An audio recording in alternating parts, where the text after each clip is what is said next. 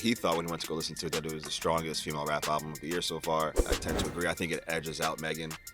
Looks like we may have a new feud between Killer Mike and Travis Scott. I did not have that on the cards. Nah, he's the most beloved living rapper right now. And who was before him?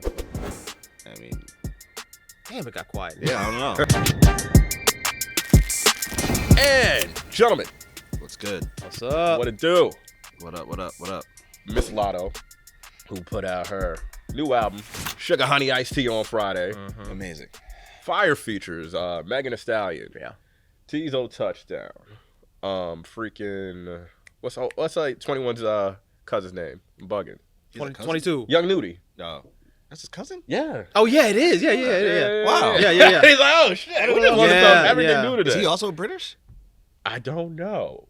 Wait, I feel like I thought 21 was born there. Doesn't wait? You think Nudie was born there too? I'm just asking. No, I think he's American. Okay. So I'm a America. right. Either way, I'm talking about Olympic spirit. Apparently, like we claiming him. Album drop. Coco Jones also on it. Coco's on there. Mariah Scientist. Sierra. Very Atlanta. Pretty stacked. Yeah. Yeah. Let's talk about the album because a lot of anticipation for it. I feel like she delivered. Yeah. We'll get your thoughts first, and then I'll dive in. Mr. Dame. I think it's great. Kyle, in a previous episode, said that he thought when he went to go listen to it that it was the strongest female rap album of the year so far. After listening to it, I tend to agree. I think it edges out Megan. I think it's strong. It's so cohesive. Everything sounds like it all fits together. It's amazing that she was able to work with Grizz to like land on this sound that at once sounds like Atlanta, but also sounds very modern, and it sounds like it can be traceable anywhere. Like these songs could ring off anywhere in the country, but it still feels very Atlanta. She's rapping her ass off. The features all work together, and it's not like that rap feature shit where like you make a song and the person comes on the song and they just like do whatever they want and then they like go about their day. Every feature on the album like works with the song. Like I think my favorite feature is the Tizo Touchdown song. And this whole song is about, her coming to grips with her man cheating or being overprotective. And his whole verse is like the inverse of that. And it works so well together. Like it's like, holy shit, we're getting like real songwriting.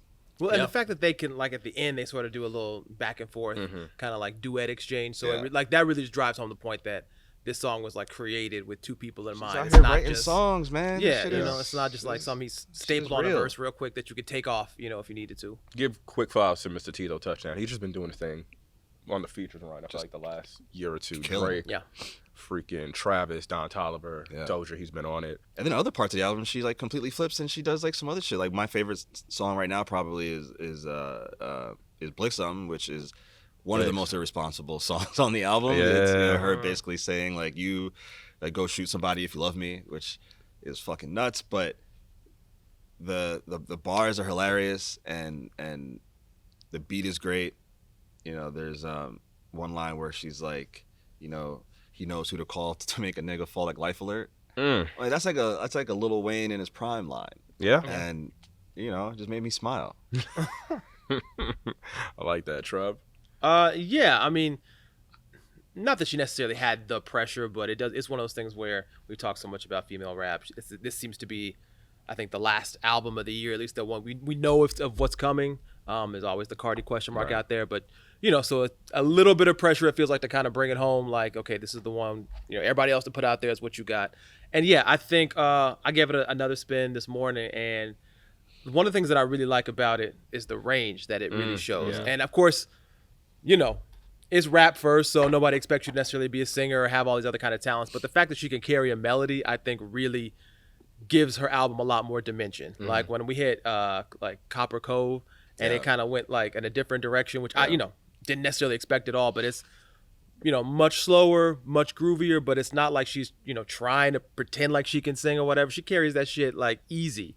I mean, the songs with Mariah on there, like Coco obviously bringing the R&B element. So the fact that she was able to pair those things, to me, was one of the things that made it really successful and not being repetitive or kind of, we've seen a lot of albums where it's like it's 14 of the same beats. Right. It's kind of like, just at some point, here's another one. But it was created, I think, to give a lot of distinct flow. Well, most rappers, I think, have a short range of things to say. For sure. And this album proved that, and this may only be like, maybe this is the album where she is able to do this, but it seemed like she was making songs that literally spanned, if you are a 25-year-old woman, either from Atlanta or just, living within hip hop culture in 2024, like these are the range of life experiences that you may find yourself in. These are the range of emotions you may experience. And she seemed to have made a song for literally everyone. I didn't find myself thinking like, oh, she already like covered this ground on another track already, or like, oh, we already talked about this. So yeah, I agree. I think she did really well in that. And I think, as I said, I think she proved to be a better songwriter than I gave her credit for. Yeah. And one thing too about like sort of on a technical level, we mentioned how many guest stars there are on this album. Like there's plenty of them. But the fact that the album is sequenced to where most of the features come on the backside, I thought is actually a really great play, because most people would think, you put all the features up front, it's going to carry the album, all the buzz tracks are going to be up there, we just kind of get through it. And then you might hit that back half and be like, okay, it's just Latto. But for her to, really put herself up front and not, people can't say like, oh, you just crutching on this. Oh, it's only good until you get to track 7 and we stop. Right. Like, I think that sequencing was really smart to show off what she can do first and then bring everybody else in to help supplement that. Yeah. I think you guys both hit it on the nail. Reason why I like it a lot, I was like, you have an interesting observation. It's very Drake coded. Yeah. You listen to Georgia Peach, it gave me laugh now, cry later vibes. You listen to Big Mama. Yeah. There's the beat switch in the middle. She does the singing first, and then little Drake-esque. And then I think the outro, the shout out to me, where she threw some darts at Miss Isis, Ice Spice.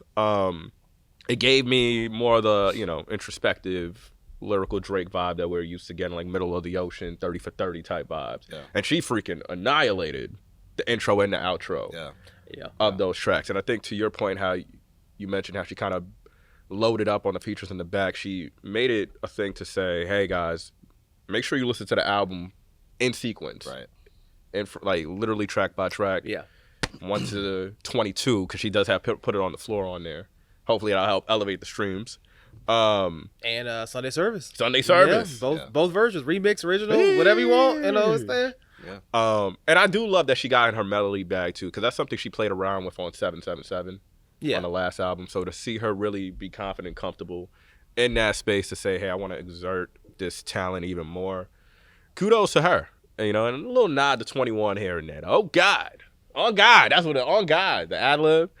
Oh God, What's funny about the Drake coded stuff is like, she's really from Atlanta. Yeah. And so, oh god, come on, English teacher, come on, let's bring it all the way around. There's this, bring it all the way around. Yeah, there's this kind of like circular influence, right? It's like the music he makes is very clearly influenced by the American South. Right.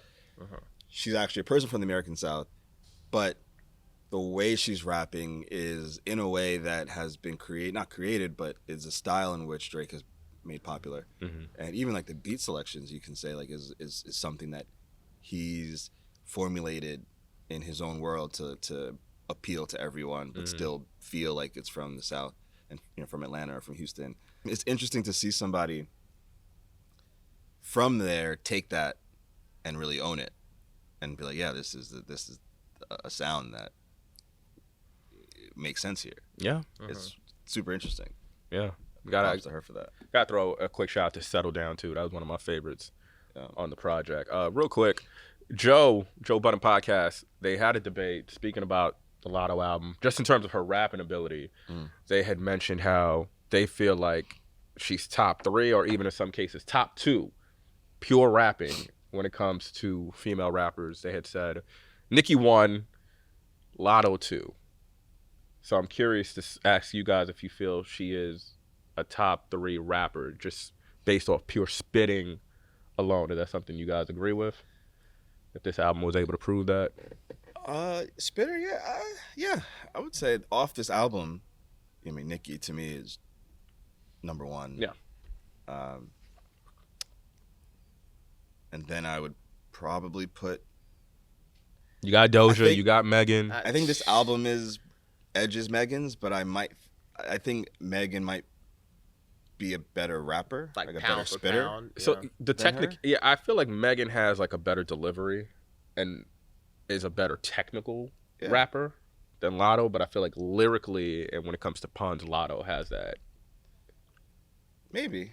I think Megan is a more nimble rapper. I think she's more comfortable with like different verse constructions and line constructions, and I think she's like able to pull references that I really have no idea about. But yeah, I think in terms of like that like showy kind of, as I said, like the Lil Wayne in his prime lines, getting hit in the head like Vonage type lines, I think she does that better.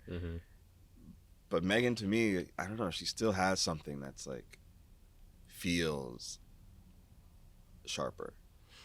She got that aggression. Yeah. Maybe it's that. Yeah, She got that real, or as Trevor said, that jackhammer.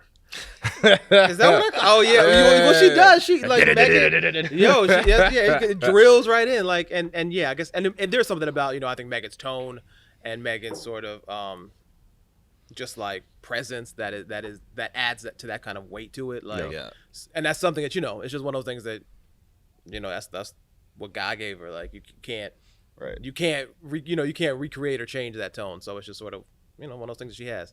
I'm not sleeping on Doja though. I think Doja, and maybe it's because Doja came through in different kind of ways, and it wasn't until the last album that she really started to put it all together. But I think Doja goes like on all the records that she's done in the past, like the tracks with City Girls, plenty of tracks with like Sweetie, like obviously her own shit that she's done.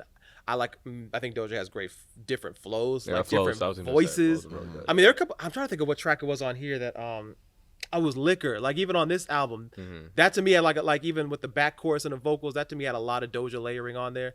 So I know maybe she's not necessarily people's first pick to grab a mic and freestyle and go crazy, but I think she could too. Like I really think people kind of sleep on what Doja can do, obviously because we've seen her do so much and she's more successful in the pop bag, but I think if she doubles down for another rap album or something, if you saw her live at her tour, like the breath control is crazy. She does it all live, like doing some she is really she's definitely one to watch out here for sure. I don't know if that puts her, Nicki's got to be one. I was gonna say Nicki, like a top 3. I don't. She gonna say they all my sons. They all children of it's children of Minaj. They all my sons. Regardless, I mean Nicki's just. Yeah. On her best day, like no one can fuck with her. A monster verse still. Yeah, I mean that. Yeah. So that's a legendary one right there. Yeah. Easy. Before we move on, unless you got something else. Oh no, go for it. Yeah. Read Brother Kyle. He from Grenada. Yes, he sent us a missive to read because he could not let this week go by without praising Big Mama. So I'm just gonna read it really quickly. Says, Sugar Honey Iced Tea is finally out. I'm so proud of Latto and the whole team in this project. It really does sound as good, if not better, than when I first heard it at the listening party. Still obsessed with Shout Out to Me, and I'm going to keep saying it. It will probably be one of my favorite rap tracks over the entire year overall. I couldn't be more happy with how the album is being received by the people. It seems like people on the ground are really fucking with it, and I think that's important. I haven't gotten a chance to look at the prediction numbers, but I think as long as she can clear the first week total positioning of 777, it's a win for her. But overall, the quality of the album and how consistent it is from top to bottom is a major win for her. It is really her best work yet. Feels like the start of a new chapter for her as a rapper and an artist. My favorite tracks right now are Shout Out to Me, Shrimp and Grits, Brokey, Georgia Peach, parentheses, he says, dropping that video was smart. And then he ends with PS. I have no clue. I haven't read this yet. So, P.S. I have no clue if the Drake contributions, he puts them in quotations, are accurate or not. In the event they are, more of this, please, instead of leaking shitty snippets to streamers and calling Yachty a genius. I'll take that as a W because I was waiting for Kyle to acknowledge Drake at some point because I realized, shout out to me and Georgia Peach are super Drake coded, and the fact that he acknowledged those among his favorite tracks. I like that he wrote this probably, completely twisted. Look it up, yeah. Yeah, this is like off the rum and was like, hold on, P.S. Let me. Yo. Probably while listening to Blue Green. Gotta throw in Drake real quick. But yeah, that's from Kyle. Shout out to Kyle. Shout out to Kyle. He wrote the amazing cover story on her. If you haven't read that, please go check that out. And yeah. Money. At first, he had me in the first half. I was like, is Kyle the executive that put this together? Like, is he working at the label? I'm so proud. I was like, okay. I do want to point out one note that he put in there, because I think it's kind of interesting about how this will do compared to 777. 777 debuted at number 15 back on the chart. This right now trending like maybe top 20 or so. The interesting thing though, of course, 777 had big energy on it. That was really blowing up at the time. Huge track. So plenty of streams, plenty of sales coming. If this gets close and really there's no hit off this right now, Big Mama's kind of cooking, but nothing on that kind of level. I think that's actually a win in a way too, that without that one single probably driving a lot of the activity, there's still like interest in the whole body of work, people trying to find their favorites, this and that. So, even if it doesn't go past it or whatnot, I still think, given the two different rollouts and what was happening at the time, this could still turn out to be a win for sure. Yeah. Wins all around. Yeah. All right. Well, we'll know next week the total tally on Miss Latto. Switching gears, looks like we may have a new feud that's cooking up or simmering. Are we not feuded out? Listen, man. Cat Williams, you will pay for this. Cat Williams started this shit. Pay for your crimes. This new potential feud could be between Killer Mike and Travis Scott. I did not have that on the cards. Nah, bingo card. It's like you just pick a slot machine and two names pop up. Yeah, you're like throwing darts. Dead ass. Yeah. So pretty much, allegedly, Killer Mike, he released a new song called "Still Talking That Shit" off his new album that came out last Friday. The lyrics in question. Let's see. He raps, "You gonna respect me like a motherfucking Grammy winner. Like I cooked your favorite rapper like a granny dinner." He also said, "I finally get it. All my haters, they were jealous. They wrote their papers, gave them speeches. No one gave a fuck. I walk in a room and smile and applause erupts." So that led to a little back and forth between the managers. Between Travis's manager and Killer Mike's manager. Travis manager David Stromberg came out and said, "At Killer Mike, Macklemore and Cardi B tour selling out Chuck E. Cheese karaoke nights near you." Killer Mike's manager Stretch, he came back at Dave and said, "Taking all fades with all managers for our clients." So I don't think Travis and Mike are going to feud, but the managers I kind of want to see. That could be like the little opener. Yeah. Type. Okay. So Academics, he posted Mike's week 1 numbers. Obviously, we have Mr. Trevor here to corroborate whether these numbers are true or not. Killer Mike, he did apparently like less than 3K week 1 of this new album. That just dropped earlier this month. And that kind of, led to the question of what's more important, first week numbers or Grammy wins? I mean, the cop-out is like neither are both, I guess, is the answer. Because first week numbers are great if you are of a certain caliber of artist, right? If you're like able to sell, there's only a certain tier of popular artists that is able to move the units that we're talking about, that Travis moves. But that doesn't always, as we've talked about on the show with people like Megan, like that doesn't always directly correlate to you having a fan base of a certain size, right? I think with Mike, the Grammy wins is a great validation for him, but for most people who look at the Grammys as like, yeah, it's a stamp of approval from a board of people who we're not completely sure we are in alignment with, but it's still there. It's still a big thing. People still want it, but it doesn't really change the way that most people think about things. That also doesn't mean that you have or don't have a fan base. So it's like these two things that are like important if you make them important, and not important if you don't want them to be important. Right. Which seems like a cop-out, but I don't know. It's like Travis Scott is a young poppin' rapper who, is in the prime of his career. Killer Mike is like 50 plus. He's been rapping since like I was in maybe middle school or high school, and made an album that very few people thought would do what it did. Not this one that just came out, the one before that won a Grammy. So this is just like a bonus to him. Really, this is just like a, this is like a nice to have. So it's weird that they're comparing this with his like big comeback with Travis. With Travis's big comeback album. I don't know. I think both are fine. Trev? I mean, sort of Damien's point is interesting because you can't tell me that either wouldn't want the other thing. Right. Like, we know certainly that. Because Travis doesn't have one. Yeah, Travis does not have a Grammy we've seen yet. him in past years at the Grammys. I think it was Cardi won this year even too? This year, also 2019 when Cardi won Best Rap Album over Daytona, Astro World. He was in the back. Yeah, that was a crazy. Caught on camera, spazzing. Yeah. Tight. So it still does matter to certain artists. Very tight. Especially him. Yeah, that's the thing too with the Grammys. It's always funny because everybody, the history of hip hop with the Grammys is obviously, more fraught than any other particular genre. So there's a lot of, who is it for? Who's it not? What is it?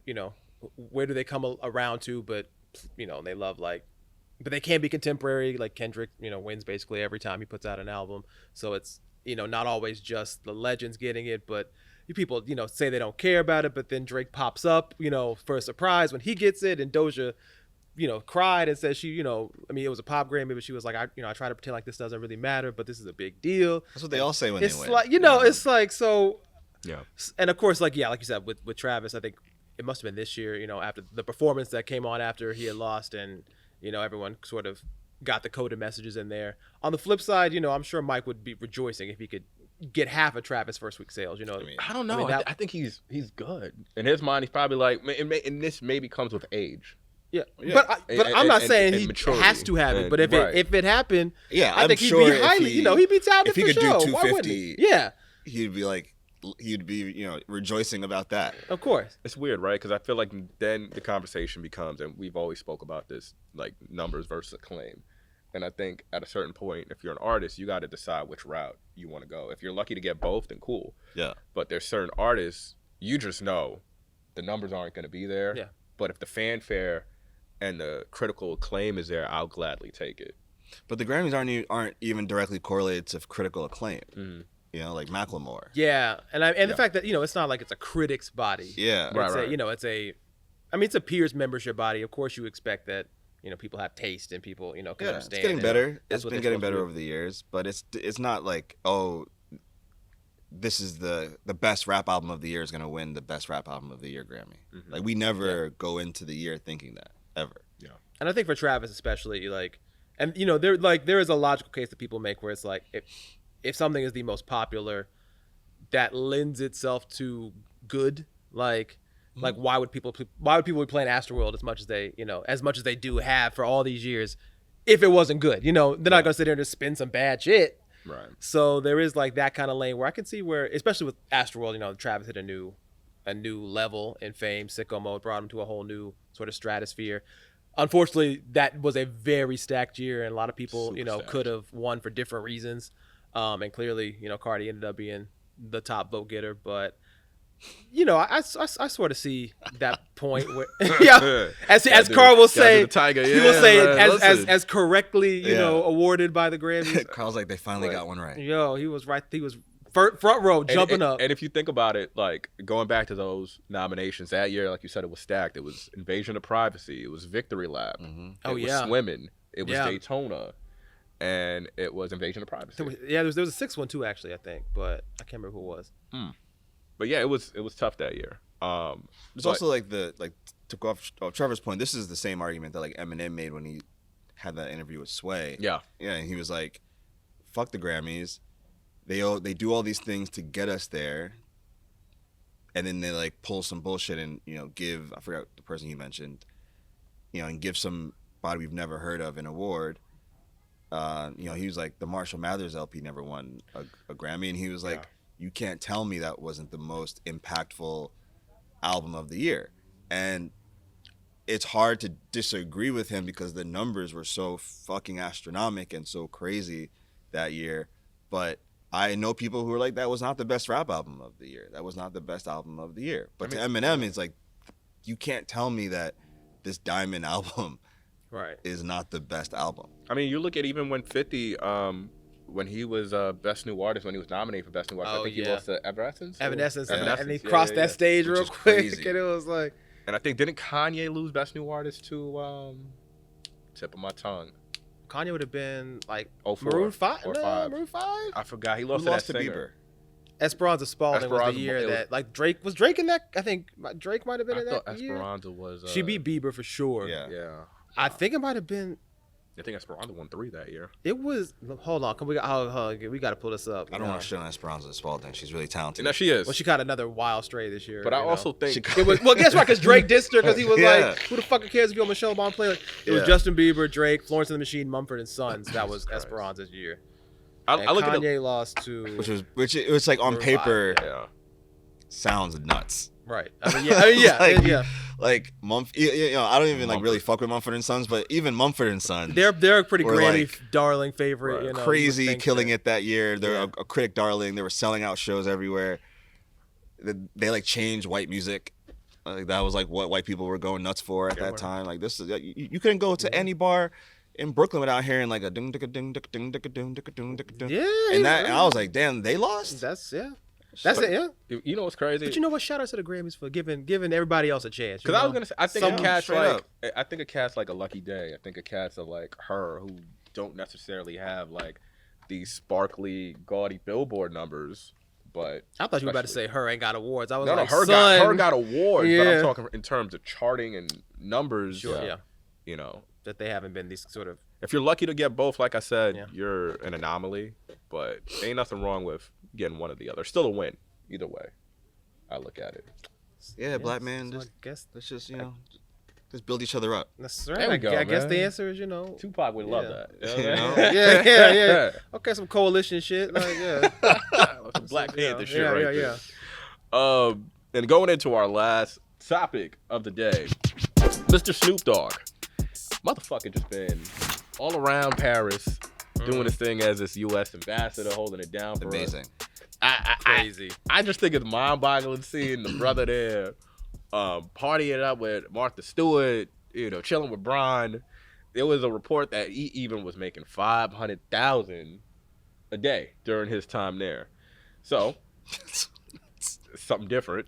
That leads me to ask this question to you guys: is Snoop the most beloved living rapper of all time? Oh, I mean, living rapper of all time. Okay, I'm gonna remove the all-time part, but what? I think so. Okay, well, I was going. Well, that's interesting. It. So why are you removing the of all time part? Well, because I mean, right now, living. He's the most beloved living rapper right now. And who was before him? I mean. Damn, it got quiet. Yeah, I don't know. Well, it's all time is weird because like, is he gonna be that forever? Like, well, no one. Yeah, I think it'll be a while for somebody like, bro. Who the fuck they gonna let in the Olympics? I don't know. It's really weird. That's crazy. Like, this is a guy who was on trial for murder. I still remember that. Yeah. I very clearly remember MTV News breaking to the verdict and being like, this guy, Snoop Dogg is found not guilty. We thought he was gonna go to jail for murder. He was a superstar. The case that they gave. And now he's performing that song on. He couldn't even leave California. And like the fact that he performed that on stage is crazy. Like he's walking with the Olympic torch. I don't think he's definitely the most beloved rapper, that most beloved living rapper. I mean, the other people I'm thinking of are like LL, who I think, never had the same, shit baggage that Snoop would have come with in terms of like, even though LL, obviously the Mom Said Knock You Out, like other kind of hard records, he never was like felon, like possibly a felon. I think LL's number 2 because he was at a point to go to for the Grammy, hosting the Grammys and stuff. Yeah, I mean, the fact that he turned into that, the fact that he's on TV, considered safe by corporate America is different than being beloved by everybody. I think they're like they usually, if you are that beloved, you are usually able to do that. But I don't think just being beloved by corporate America is the same as. Damn, you don't think the hood loves LL? I think people love LL. I just don't think. But like LL is not like as what's friendly. What's the LL stand for? You know, I mean, like it's right there. You know, but like LL is still like a little prickly. Like That's like crazy. Snoop is like super friendly. Like if you ask LL the wrong question, like he'll go off on you. Like I've seen him in interviews where he like snaps on people. He's passionate. Yeah, he's passionate. Snoop Okay, publicist. Snoop is super, but Snoop is like super. I think it was usually like approachable, or he's like very. He just seems like very chill and cool. And I think the thing about Snoop is I think they're all genuine. None of them really ever feel like this crazy play, like because I mean you think this is the dude who when he came through. Obviously, Doggy Style. This is the kind of stuff that, like, to think that Snoop Dogg goes from, being one of the quintessential death row, faces of death row, labeled sort of by mainstream media, a face of gangster rap and all this and everything you don't want to be. And now, like, your grandma would have Snoop Dogg over for dinner and they would kick it and they would have a good time and he would teach her how to crip walk and all these things. And he's still saying bitches and hoes. Right, but you do it in a way that's like, oh, that's just Snoop. The fact that just Snoop. But the fact I'm serious, the fact that, he's on the Olympics, the fact that he does even stuff like I think of like back to the Lil Duval song, like "Living My Best Life," smile. Like the fact that he has a Snoop children's brand. Yeah, the fact that Snoop's out here, he's like all about positivity now. He's about my son listens to his children's music. Like, yeah, this is just a very this transformation is crazy. Please and thank you is what we say. Is what we say. That's a real song. That exists. That's the made same by dude that made Lay Low. That's right. That's it. You would same not. Dude that made Lay Low. People's parents would have been crying. That's crazy. Crying if That's Snoop, crazy. to say, "Oh, my kid listens to Snoop Dogg." Like 30 years ago, that would have been crazy. Now it's like, I think beloved and he's just ubiquitous, man. The dude is everywhere. Yeah. Like the freaking wine he got, which is fire, by the way. His 19 Crimes wine. Yeah. Hanging out, like I said, with Martha Stewart. He has a new gin and juice product with Dre. The gin and juice. He doesn't turn down any commercials, by the way. Like I feel like he's done international commercials too. But the fact that he was doing the damn pop out thing. What was it? The little like mango drinks at the pop out. You know what? Oh, he had the gin and juice. Right. Yeah. Yeah. Right there. Like I mean, it's just He wasn't even there. But it's like he can do the Olympics. Yeah. And like do the broadcasting and the events and still close and perform. And none of it feels like hokey, like right. Like pay for play, like none of that. Before he went to the Olympics, he went to the UK for an event for Gin and Juice, and him and Dre performed. Yeah, with Eminem, yeah. And they performed like their old hits, where he's like talking about street shit and bitches and hoes, and he went from there to the Olympics.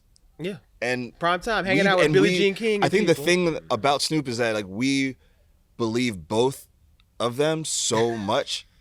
Like there's certain rappers that get to a certain stature or a certain status and they try to like reclaim their old glories and we're like, stop it, bro. Like just you're an adult now. You're like a multi-millionaire. Just like leave this stuff behind. Mm-hmm. But with Snoop, if Snoop went on a song today and was like, "I'll kill a motherfucker," I'd be like, "I believe that you would." Like he kept that hood integrity. Like I believe everything Snoop says, gangster or friendly or like anything. He's just like the most authentic, genuine, rapper. And I think to go back, says him again, to our last combo to bring it all together, Snoop does not have a Grammy. Actually, 0 for 16. Yeah, I think. But he's still beloved. I think that might be a record too. Yeah. I think it was him and Brian McKnight were up there, and I think Nicki's up there too. Wow. Yeah. Okay. Go ahead. I got. Because now it's got me thinking like, who is next up in that kind of like beloved? Is there anybody? Because part of me's like, I could kind of see a 50 kind of getting in that lane a little, getting there, man. Like in a way. In the got next, another cover today with Us Weekly. Yeah, you know, it's like Hollywood Reporter 2 weeks before. Because I know, obviously we grew up with Snoop, so I mean, that's with 50. So at some point, you know, like even when we get to our, you know, middle age and whatnot, we're gonna be always friendly and cool with him. And I kind of could see where 50, you know, he's already sort of a meme culture kind of dude. He's already sort of mean, out there doing jokes. So I kind of wonder. He's so mean. But he is. Now, to be fair, could you imagine 50 on the Olympics? But white people he love would be. him, I love 50. That guy is I guess so 50 mean. would probably clown people if they lost. But Like, these are you know, like quintessential baton. niggas. Yeah. These are quintessential niggas. I know. But That's like cracking the code. I'm really trying to think of. Oh, we got a one. Production note over here. Who? Yeah, shout out to Emily. That's a good one. She brought a Flavor Flav. He is beloved, yeah. That's true. I mean, Especially I now, know top five. Especially That's now true. after the Olympics. with the water polo. And shout out to him Yeah. for saving Red Lobster. And shout out to him for helping the U.S. women's water polo team being their Yeah. sponsor. He really. They might not have even Yeah, got over there. He paid for them to go. Yeah. He paid like another Olympian's rent. Yeah, because she couldn't make it. Her and Serena Williams' husband Alexis He's both wearing came the together. this year. He's a good Yeah. dude. Yeah, man. People love him now. Flavor Flav was my show back. That's- in the day, yeah, too, yeah. For Flavor of Love. It's crazy. Like he's one of those dudes where like there's an entire generation that has absolutely no idea that he was in a rap group. Yeah, I know you guys. You can mention Pac. Yeah. In an all-time sense, like, why do you feel that? My parents think, I'll say about Pac real quick. My parents really say that if Pac was still alive, they believe he would have won an Oscar. I agree. I think Pac. People love Pac. He could have been a senator. Yeah, like he could've been. The shit he did in his 25 years. Like, I think I had a convo with my cousin the other day. I was like, I thought about me at 25, and I was like, Bro. compared to what this man Yeah. was able to do on a global. Just like the clarity of thought Yeah. that he had. Yeah. The vision And was just so, yeah. how eloquent he was. Yeah. Because the hardest thing as a young person is to just to see what it is that you want and what you want to do. And then being able to transcribe that for other people is so difficult. Yeah. And he did that shit at like 22 years old. It's incredible. And now he's like a myth, you know. Now he's like so beloved and so heralded that people. He's like, I was joking that he's like Haile Selassie. Like there's like a religion behind him. Yeah, You know? It's yeah. like, yeah. Yeah, I think he would have been like a senator, an Oscar winner. And I'm not talking music Oscar for the record. We're talking, I'm talking acting, acting. Yeah, you know. Is Hove? Is Hov Beloved. I think he's definitely respected. Yeah. Right. I Yeah, think he's right. definitely appreciated. I don't know. The only thing about Jay-Z, I feel like is people now may not feel like they know him. And he certainly is not going to be, you know, doing things like probably, you know, sitting for 2 weeks on the Olympics or doing a bunch of commercials. He won't even do a verses, you know. So Yeah. I think, Yeah. I guess he chooses to let the catalog and the work speak for itself. And, you know, his actions in other ways through like the NFL, for example, you know, that kind of solidifies what his legacy is. And his legacy probably seems to be more empowerment, you know, building black businesses, those kind of things that he would say are his driving force and factor. So I don't know if that necessarily lends itself to, you know, going down and hanging out with everybody and, you know, kicking it on the beach and all that kind of thing. That's true. Well, But, you know, Young Hove. so, you know, legacy in a different way, clearly. But Shout out to Snoop, man, because I keep thinking about that 500K. If that was a real thing for I mean, 2 that's- weeks, yeah, just that's- chilling. That's a cool $7 million. Yeah, man. You know? And we were talking about That doesn't sound crazy for Snoop. Also, you talking about him performing with Dre and M. Then he was performing with Billie Eilish. Yeah, I mean, Like, and you could tell like Billy and Snoop probably kick it, and he could do just got anything. that He can juice, move. He man. could walk into any room. He'd be comfortable in any circumstance and around any group of people. There's no one like him. yeah. Shout out to Snoop. Before we wrap, let's give our weekly music picks.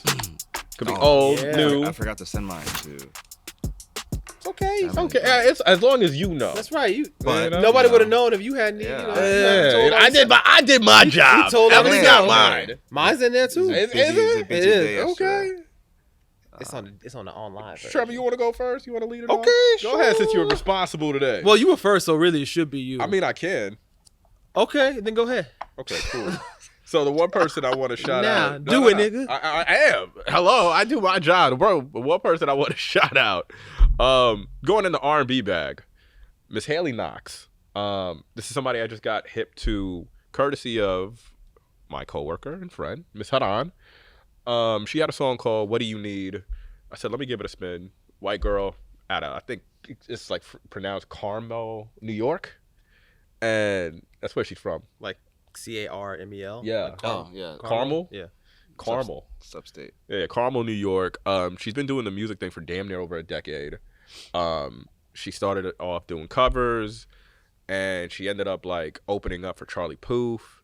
She released like her first official project last month for the first, I think it's her first project in like 5-6 years. She's super dope, man. Singer, songwriter, producer. It's an 8-track EP. Shows a lot of versatility. She has a song called 11th Hour, which kind of has like a futuristic sound. She's got a lot of dope cosigns. I know SZA being her biggest one.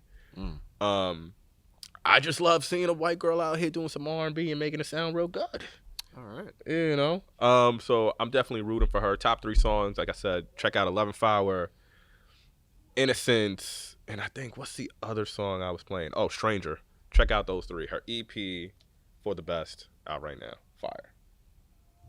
All right. Are you trying to come for me? No, I know. You were trying to come for me. I know, because I knew you had it. I knew you had it in you. Even if you didn't, I believe. Go ahead, son. All right, so I'm going to switch things up to go over to our current Hot 100 chart topper. That's Shaboozey. Mr. Boozy. Big Boozy. Not going to be a bar song because obviously everybody in the world knows that one, but shout out to what seems to be the next single that they're pushing. It's a song called Drink Don't Need No Mix with Big X the Plug. Shout out to Big X the Plug. So, man. you know, they shot the video. Need no mix. Drink Don't Need No Mix. That's Texas right there, That's baby. it. And so I think the video came out maybe about a week and a half or so ago. So it's starting to make its way. I'm not sure where they're going to push it at radio. It's kind of interesting.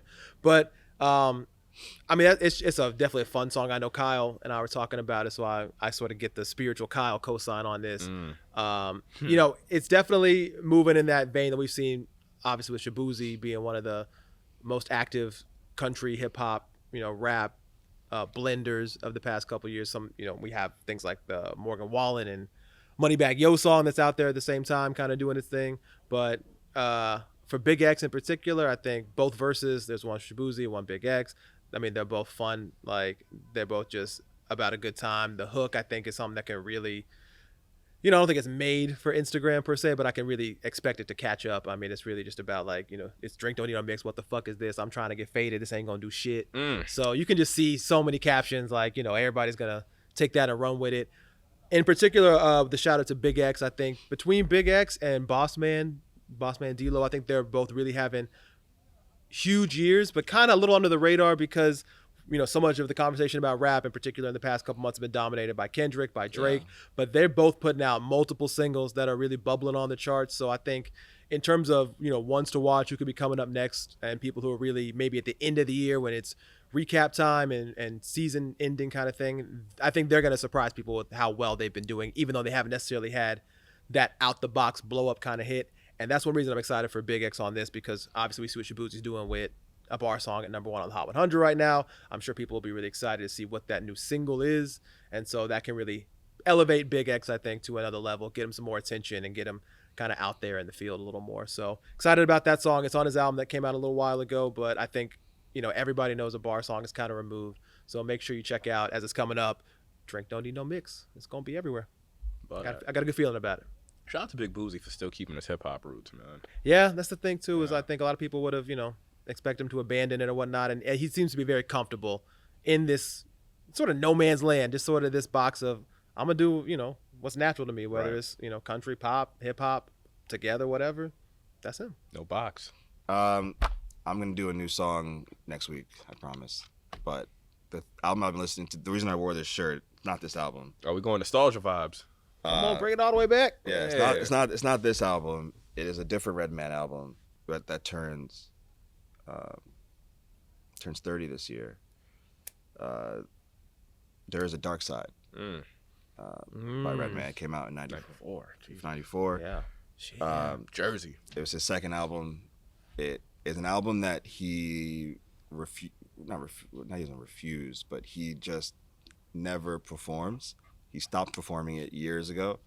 because when he made it, he was in this really, really dark space in his life. He was admittedly on copious amounts of drugs. Like the same way that like Eminem reportedly made the Marshall Mathers LP is like the way that this was made, but just the output is just far darker. And if you ever listen to the album, you know, it feels like a demented carnival. Like it feels dark. Wow. It feels claustrophobic, and he's rapping, and in my opinion, he was rapping at a super high level. I think this is the album that really like made people realize that this guy is much different than everyone else that was around Eric Sermon at the time. It wasn't the most popular Redman album, but to me it's the one that like cemented what Redman is and what he could be. And if you haven't listened to it, I would go back and give it a listen. Everything's produced by Eric Sermon and Rock Wilder. Yeah, it's an amazing album. And Em always has said Redman's one of his favorite rappers. First time I ever met Eminem, he was wearing a T-shirt with this album cover on it. Wow. It's a great album. It's dark, so if you're in a dark place, I would maybe not listen to it, but it's amazing. Shout out to Redman. Shout out to Redman. Shout out to Jersey. Shout out to Redman. Shout out to Jersey. I will say this, man. He still has one of my favorite MTV Crib moments. I don't know if y'all. Yeah, it's amazing. You never seen? You ever seen the MTV Chris Redman? Oh man. I don't know what it was. I never saw much Cribs back in the day. I don't know if I just. It was super basic, but it was super hilarious. Go watch that on YouTube. It's incredible. Because everybody had like these big grandiose cribs. He kept it super fucking basic. He showed like a regular house in Jersey. It looked like a young man was living there. Yeah, man. This is what it is. Hey, they asked to come by. Cash Here would it is. have like the complex game console system. He's like, yeah, that's my Nintendo 64 on the ground. Wow. Okay, I missed that shit. All right, 30 years. Like a box of cereal on top of the fridge. So it's okay. Yeah, you know that what? type of vibe. That's it. Yeah. Go check it out. Shows truth. I love it. Go stream some Redman today. There you go. Everybody. There you go. We'll be back next week with a fresh episode of Billboard Unfiltered. We will see you then.